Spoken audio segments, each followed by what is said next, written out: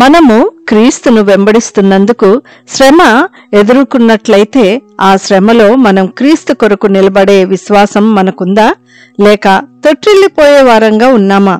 అయితే 177వ సంవత్సరంలో Marcus Aurelius అనే రోమన్ చక్రవర్తి కాలంలో దేశమంతా రోమా దేవతలను పూజిస్తూ క్రైస్తవుల్ని ద్వేషిస్తూ హింసిస్తూ ఉండేది. ఆ క్రమంలో ఫ్రాన్స్ లోని లియోన్ నగరంలో అనేక మంది క్రైస్తవులు అరెస్టు కాగా వారిలో ఒక యవనస్తురాలైన క్రైస్తవ బానిస బ్లాండినా.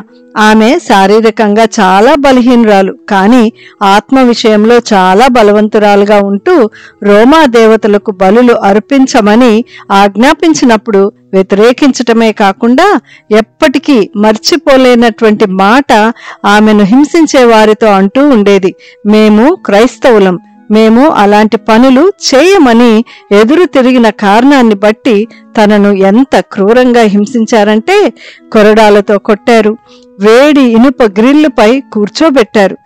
కొలెస్సంలో జంతువుల మధ్యలో ఆమెను వదిలినప్పుడు సింహాలు ఎలుగుబంటులు దాడి చేశాయి. అయినా ఆమె తన విశ్వాసాన్ని విడిచిపెట్టలేదు.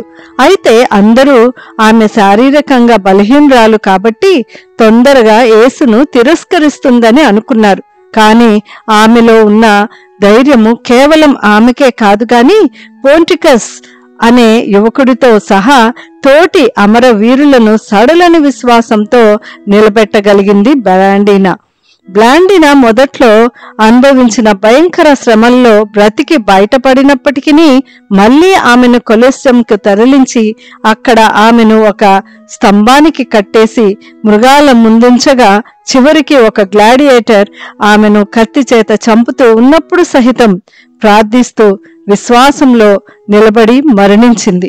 ఆమె జ్ఞాపకార్థంగా జూన్ 2వ తారీఖున స్మారక దినంగా చాలా క్రైస్తవ సంస్థలు జరుపుకుంటూ ఉంటాయి. బ్లాండినా కథ ప్రపంచానికి ఒక అద్భుతమైన సత్యాన్ని గుర్తు చేస్తుంది. శారీరకంగా బలహీనంగా ఉన్న వారి ద్వారా దేవుని శక్తి పనిచేస్తుందని తెలియచేస్తుంది. అంతేకాకుండా శ్రమల సమయంలో విశ్వాసంతో బలాన్ని కనుగొనడానికి ప్రేరేపిస్తుంది. అట్టి కృప మనమును కలిగి ఉండుముగాక. ఆమెన్.